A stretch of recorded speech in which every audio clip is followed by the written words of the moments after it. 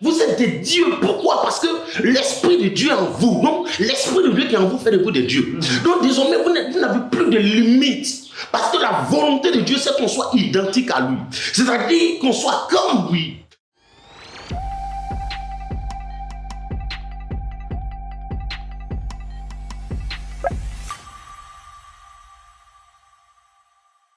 Bien-aimés du Seigneur, recevez la grâce et la paix du Dieu Tout-Puissant, Maître des temps et des circonstances, n'est-ce pas, qui nous donne de vous retrouver, chers internautes. Voilà, c'est l'église L'Abreuvoir avec à sa tête, évidemment, le premier responsable, le pasteur Patrick Georges Apia. On va parler, n'est-ce pas, d'un message, le retour sur investissement. Dieu attend le retour sur investissement. Il y a eu assez de réactions. En tout cas, merci à tous ceux qui ont appelé, qui se sont manifestés par, j'allais dire, par les écrits. Voilà, que Dieu vous bénisse. Et donc, on se retrouve encore pour mieux aller en profondeur, pour que le pasteur nous donne d'autres détails, d'autres révélations sur ce thème-là, vraiment qui nous a tous challengés. Vous dites tout simplement que nous sommes la sémence du Seigneur et donc que nous ne devons pas jouer avec notre vie parce qu'au finish de notre pèlerinage sur terre, nous devons tous rendre compte à Dieu parce que chacun de nous a reçu une semence, mais mieux, chacun de nous a reçu un talent. Pasteur, merci d'avoir accepté d'être là. En tout cas, on a été richement bénis. Et donc, on va revenir encore sur le thème. Dieu attend le retour sur investissement. Mais avant toute chose, évidemment, vous allez recommander ces instants au Seigneur. Merci, bien-aimé. Je vais donc avant toute chose, comme tu l'as dit, élever la voix afin que le Seigneur lui-même nous apporte l'éclairage, nous apporte la connaissance. Parce que une chose que Dieu désire, c'est que nous sachions. Dieu veut que ses enfants soient des sachants. Et nous allons donc l'inviter en ce moment. Merci Seigneur pour ce temps que tu as rendu possible, Père. Nous voulons te dire merci au Dieu notre Père de ce que par ton esprit en ce jour encore tu nous fais du bien, tu nous enseignes, tu nous éclaires et que par ta vérité Seigneur tu nous apportes au Dieu la connaissance et qu'elle produise en nous la force, qu'elle produise en nous la foi pour la gloire de ton nom au nom de Jésus. Amen. Amen. Ma première question, comment est-ce que l'homme de Dieu reçoit, j'allais dire, les messages ou les différents thèmes, n'est-ce pas, qui sont développés à nos différents cultes? Merci pour la question. Je pense que ce qu'il faut savoir, c'est que notre Dieu qui en lui, il n'y a point de hasard. Et lui, en tant que le Père des brebis, donc apporte la nourriture constamment, comme il a dit. Je me tourne vers lui pour dire, Seigneur, c'est l'heure de recevoir le breuvage. Donc ça veut dire que Dieu, là, c'est lui qui inspire. Donc il faut faire confiance au Seigneur. Et parce que c'est lui qui a son projet et c'est lui qui t'a appelé, c'est lui qui t'envoie. Donc il saura te conduire, il saura t'inspirer. L'église L'Abreuvoir, une église pour cette génération, est-ce que c'est pas un peu trop présomptueux, n'est-ce pas, dans le slogan de l'église? Non, Dieu travaille en termes de génération. Quand vous allez prendre le parcours de la Bible, toute la Bible, là, c'est que des générations. Dieu, il travaille en termes de génération. Nous sommes, si vous voulez, pratiquement la dernière génération. Les signes parlent d'eux-mêmes et puis donc il faut chaque jour travailler à cela. Paul dit, je travaille à mon salut avec crainte et tremblement. C'est-à-dire que pour moi là, c'est dans une minute. Vous savez, moi quand je donnais ma vie au Seigneur, il y a un chant qui m'a marqué. Je vais le fredonner en juste quelques secondes. Combien de temps faut-il encore au Seigneur? Combien de temps pour revenir?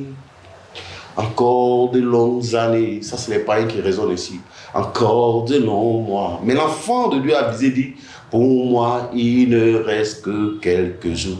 Donc, c'est-à-dire, un enfant de Dieu a visé travaille comme si c'était maintenant, comme si c'était tout à l'heure. Par exemple, quelqu'un qui part ce soir, par exemple, en voyage, doit aller à l'aéroport, il sait que c'est dans quelques heures. Donc, c'est comme ça que nous devons, c'est cette vision-là que nous devons avoir. Amen. Personne ne peut te dire que c'est tel jour, personne. Mais nous savons, par contre, que nous sommes la dernière génération. D'accord. Alors, on va revenir, homme de Dieu, au thème. Dieu attend un retour sur investissement. Je vais dire, ça nous laisse indifférents, mais quand on rentre dans le développement, surtout l'enseignement, n'est-ce pas, qu'on a reçu, chacun de nous a été secoué, comme quoi on doit tous se rendre compte à Dieu. Mais bien sûr, comme je l'ai expliqué, frère, pour que Dieu vienne chercher et nous sauver sur la terre, la Bible dit, je reviens là-dessus, c'est important, il faut que les gens le sachent. La Bible dit que lorsque l'appel a été lancé, lorsque Dieu a posé la question de savoir qui enverrai-je, la Bible dit à cette question-là, il y a eu un silence. Il y a eu un silence dans les cieux. Un silence complet, total. C'est bouleversant quand le Seigneur m'a expliqué ces choses. C'est-à-dire, il y a eu un silence dans les cieux. C'est-à-dire que toutes les activités dans le ciel se sont arrêtées. Et ça veut dire que l'adoration même a dû s'arrêter pendant un temps. Jusqu'à ce qu'on ait une réponse à cette question. Parce que quand on parle de silence, ça veut dire que rien ne bouge. Même les 24 vieillards ont arrêté d'adorer. Ceux qui jetaient constamment leur couronne devant le trône et qui chantaient gloire soit rendue au Seigneur, mais ils ont dû s'arrêter. Ils ont dû arrêter. Ça veut dire que c'est important. L'enjeu était de taille. Et qui est au centre de toute cette affaire? Mais c'est l'homme, c'est bien l'homme. Parce que Dieu avait un projet. Il devait venir retirer cette autre partie de lui. Nous sommes une partie de Dieu. Et c'est pourquoi Dieu ne peut pas se passer de nous. Il ne peut pas se passer de nous parce que lorsqu'il a soufflé dans la matière, comme je l'ai dit, c'est quand il a créé, c'était d'abord une matière, elle était inerte. Et donc Dieu prend et souffle. Donc une partie de lui rentre dans la matière qui était terre et qui reprend vie. Et donc cette partie de Dieu qui est rentrée là, c'est l'esprit de Dieu. Donc c'est lui qui fait aujourd'hui l'esprit de l'homme, qui constitue l'esprit de l'homme. Donc Dieu a soufflé dans cette partie de lui qui est venue et qui s'est égarée sur la terre là. Il fallait que Dieu vienne la chercher. Donc cela démontre de l'importance et du prix que tu représentes aux yeux du Seigneur. Parce que pour que tout dans les cieux s'arrête à cause de toi, bien-aimé, donc tu ne peux pas vivre. C'est-à-dire, sachant ces choses, tu ne peux pas vivre dans la dépravation. Tu ne peux pas aller te vendre. C'est-à-dire vautrer dans un certain nombre de choses, dans des bassesses. Ce n'est pas possible. C'est-à-dire que pour toi, tout a dû s'arrêter. Et donc, la première chose, il y a eu deux événements. La première chose, Jésus vient. C'est-à-dire, lui, le Dieu céleste, le Dieu saint, il se constitue un corps. Son Père, il a dit, en Hébreux 10, verset 5, on l'a vu. Christ entrant dans le monde dit, tu m'as voulu ni sacrifice ni offrande, mais tu m'as formé un corps. Jésus n'est pas Dieu. Je sais que vous avez déjà entendu ça. Jésus n'est pas Dieu. Or là, ça montre réellement la divinité de Jésus, qui est Dieu, oui. Mais il a pris la forme humaine pour venir sur terre pour nous sauver. Oui. Voilà. Il se constitue un corps et du sang. Parce que c'est l'homme qui était perdu. Donc il fallait que ce soit un homme qui vienne le racheter. Mais cet homme qui devait venir le racheter, il faut qu'il soit immaculé, c'est-à-dire sans péché. C'est ça. Donc c'est le Fils de Dieu, c'est Dieu lui-même qui se constitue en homme. Et il vient donc avec son propre sang pour te racheter, c'est fort. Parce que sans ce corps, il ne peut pas venir. Donc Jésus vient, il se constitue un corps, il se constitue en agneau. Et puis donc il verse son sang, il te rachète. Donc c'est-à-dire, il te justifie par son sang. Ça c'est la première étape. Maintenant, la terre est également le seul endroit qui est habilité à recevoir de la semence. Jésus vient en tant qu'homme, il vient te racheter. Quand il finit de te racheter, de te justifier, parce qu'il y a la dernière étape. Il s'est juré de ne plus te perdre. Donc qu'est-ce qu'il fait? Il a décidé désormais, c'est-à-dire d'investir son esprit en toi. C'est-à-dire l'esprit qui fait de lui, c'est-à-dire Dieu là, oui. il met le même esprit en toi. D'où ce passage qui dit ce n'est ni par la force, ni par la puissance, mais c'est par l'Esprit de Dieu. Mais oui, mais il y a ça, mais il y a bien plus. Parce que c'est-à-dire Dieu, c'est pourquoi la Bible, dans le psaume 86, dit par exemple, n'ai-je pas dit que vous êtes des dieux? C'est ça, oui. Vous êtes des dieux. Oui. Vous êtes des dieux. Pourquoi? Parce que l'esprit de Dieu est en vous. Donc, l'esprit de Dieu qui est en vous fait de vous des dieux. Donc, désormais, vous n'avez plus de limites. Parce que la volonté de Dieu, c'est qu'on soit identique à lui. C'est-à-dire qu'on soit comme lui, qu'on pense comme lui, et qu'on agisse comme lui, et que ce que lui, il fait, que nous soyons capables de le faire. Pour que nous ne vivions plus dans la corruption, pour que nous ne vivions plus dans les limites, mais que nous soyons capables, c'est-à-dire de manifester le royaume des cieux sur terre. Parce que l'Esprit de Dieu, c'est Dieu. D'accord. Alors, pasteur, je veux dire, quand on voit tout ce cheminement depuis le ciel jusqu'à sur terre, l'Esprit que Dieu donne, il nous donne sans mesure, évidemment. Donc, je veux dire, nous devons être sans limite. Nous devons arriver assurément, n'est-ce pas, atteindre le but. C'est pourquoi le Seigneur nous envoie donc à nous, les humains, d'en prendre conscience. C'est là que je parle de retour sur investissement. Donc, c'est-à-dire Dieu ne peut pas investir son esprit en toi, et puis toi, tu vas croire que tu as encore des limites et que si on ne va pas, c'est-à-dire, comme certains prédicateurs le disent, si on ne va pas consulter, c'est-à-dire les maîtres des hôtels, si on ne va pas leur demander pardon, c'est-à-dire tu ne peux pas y arriver, c'est pas possible. L'esprit qui est en toi ne peut pas être lié, bien aimé. C'est pourquoi je dis, le Seigneur dit, on demandera beaucoup à celui à qui on a beaucoup donné. Mais Dieu nous a beaucoup donné. Parce qu'il nous a donné son Esprit Saint. Pour que nous manifestons véritablement sa nature. Pour que nous manifestons, nous démontrons la puissance, c'est-à-dire le royaume des cieux.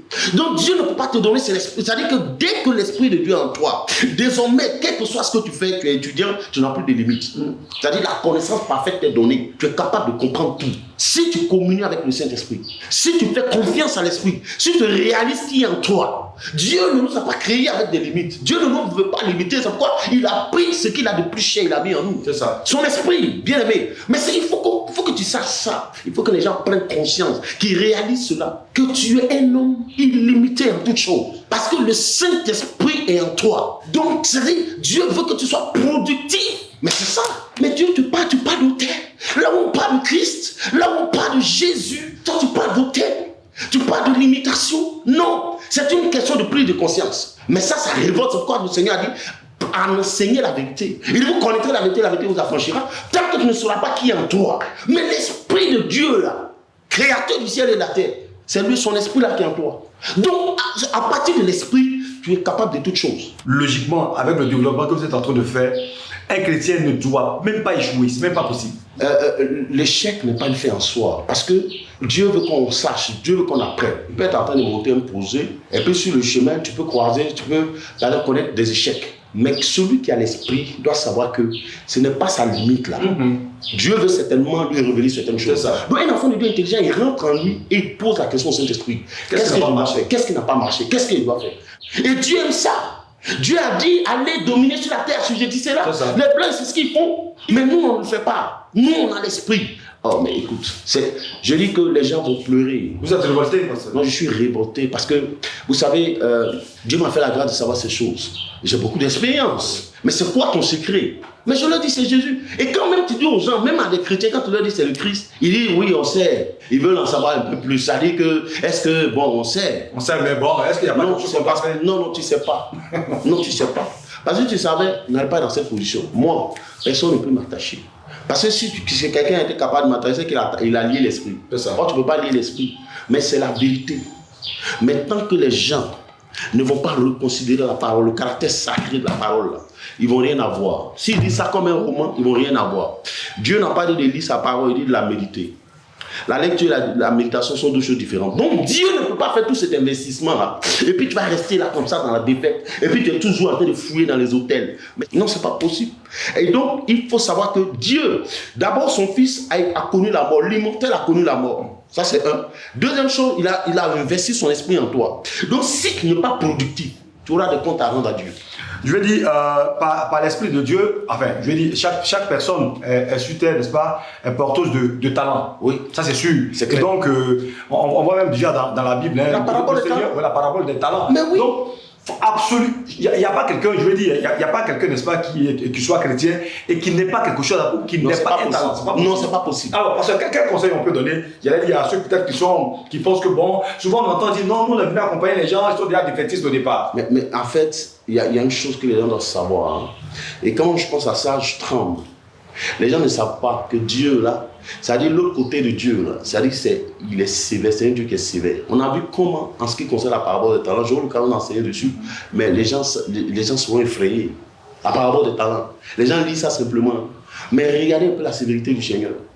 Attends, tu me donnes un talent. Je ne l'ai pas bouffé, mais je te redonne ton talent et puis on le quitte là. Mais où est le problème? Mais je ne vais pas aller plus loin. Tu fais rien, tu fous rien, tu es assis. Non, c'est ton grand-père, c'est ta grand-mère. Il n'y a pas une grand-mère ou un grand-père qui peut décider de ma vie. Ça ne marche pas. Le retour sur investissement, voilà. On doit comprendre que chacun de nous rendra compte à Dieu. Tout à fait. Parce qu'il a mis son esprit à nous. Et donc, nous sommes nos limites. La seule question que Dieu va nous poser, qu'as-tu fait de mon esprit? Maintenant, c'est à toi de donner des explications. On te prêchait les autels. La Bible dit de prouver tout esprit pour savoir s'il vient de Dieu. Et puis la connaissance nous est donnée par l'esprit. Donc, c'est à toi. Est-ce que tu as interrogé l'esprit pour savoir? Parce qu'il parle, souvent tu n'entends pas. Mais les gens n'obéissent pas. Donc, c'est-à-dire, devant Dieu, personne ne pourra se justifier. L'esprit, il a mis à nous? Non, ce n'est pas possible. Donc, frère, Dieu, par ce message, voulait interpeller son église pour dire que c'est à nous de nous réveiller, c'est à nous de nous lever. Arrêtons vos histoires d'hôtel à un point fini là. Non, arrêtez ça. Mais c'est quoi nous, notre problème? C'est pas je dis une question de culture, de mentalité. Mais je te dis, c'est pour ça que j'ai développé un thème où j'ai dit ton problème est plus culturel que diabolique. Nous les Africains, on aime ça, c'est tout ce qui est sensationnel, on aime consulter les marabouts, donc on est né dans ça. Donc on continue dedans. Donc quand un homme de Dieu enseigne comme ça n'intéresse pas les gens. Parce que vous n'avez aucun poids. Non, vous n'avez pas, c'est pas la parole de Dieu qui est en vous. Mais c'est des prophéties chaque jour. Qu'on te dise demain, tu sors la première rue à droite, il y a un manguier, il y a de l'eau en bas. C'est tous. Vous êtes à la recherche de ces choses, c'est pas possible. Pendant que les Chinois sont en avance, le sensationnel, pendant que les Chinois sont en avance, pendant que l'Afrique blanche, les Arabes sont en avance, regardez-nous. Et pourtant on a tout. Et pourtant on a tout. Mais regardez, puisqu'on croit que le jeudi, il ne faut pas aller au champ. Si tu vas au champ, les génies vont t'attraper. On a grandi avec ça. Et on a transporté ça dans l'église de Dieu. Alors le Seigneur voulait dire à quelqu'un qui me suit, frère, si tu n'as pas été productif dans ton domaine, tu auras des comptes à rendre à Dieu. Il faut aller méditer. Je n'ai pas d'aller lire la parabole de talent, il faut aller méditer. J'aurai l'occasion de prêcher là-dessus. Comme tout bon investisseur, Dieu aussi a fait un investissement en nous. Donc en retour, il attend un retour. Donc il attend forcément un retour. Quand il va venir, il ne va pas poser des questions. Le talent que je te donne, qu'est-ce que tu en as fait? C'est ce qu'il a fait, non? Il dit, bon, attachez-le. Ça fait peur. Non, c'est effrayant. D'accord. Il nous faut, chers internautes, n'est-ce pas, enfants de Dieu, il nous faut vraiment prendre conscience que l'Esprit de Dieu est en nous. Voilà, il est sorti, comme le pasteur l'a dit, sorti, n'est-ce pas, des calculs du monde africain. Là. Dieu a investi son esprit en nous, donc logiquement, nous devons être sans limite. Alors, pasteur, un dernier mot. Oui, Dieu attend un retour sur investissement. C'est clair. Et je pense que c'est bienvenu la parabole des talents. Que les gens aient médité là-dessus, ils vont comprendre la sévérité du Seigneur. Il a été très sévère là. Donc, s'il a fait ça pour du bien matériel, à combien plus forte raison pour son Esprit Saint qui est logé en toi? Frère, donc c'est à toi de prendre conscience de ce fait-là et que celui qui a investi en toi là, attend de toi un retour sur l'investissement qu'il a fait en toi. Tu passeras forcément et tu auras des comptes à rendre. C'est cela en fait. Voilà. Bon. Est-ce qu'il y a une autre conclusion, n'est-ce pas, que celle que le pasteur vient de nous donner, chers internautes, chers bien-aimés? Dieu attend un retour sur investissement. Le Seigneur est mort à la croix, mais également, il nous a donné son esprit pour que nous soyons nos limites. Merci de nous avoir suivis. Les contacts s'affichent au bas de l'écran. Certainement qu'on se retrouvera encore sur cette même chaîne, voilà, pour développer d'autres thèmes. C'était votre serviteur, le messager pour la présentation, l'invité, le pasteur Jean-Pierre, Patrick, président fondateur de l'église L'Abreuvoir. On nous retrouve tous les dimanches de 8h à 12h à l'hôtel Capitole. Pour l'instant, c'est à l'hôtel Capitole, voilà. Et puis, si vous avez des questions, comme il a dit, il est disponible et disposé. Merci de nous avoir suivis. Que Dieu vous bénisse et à très bientôt.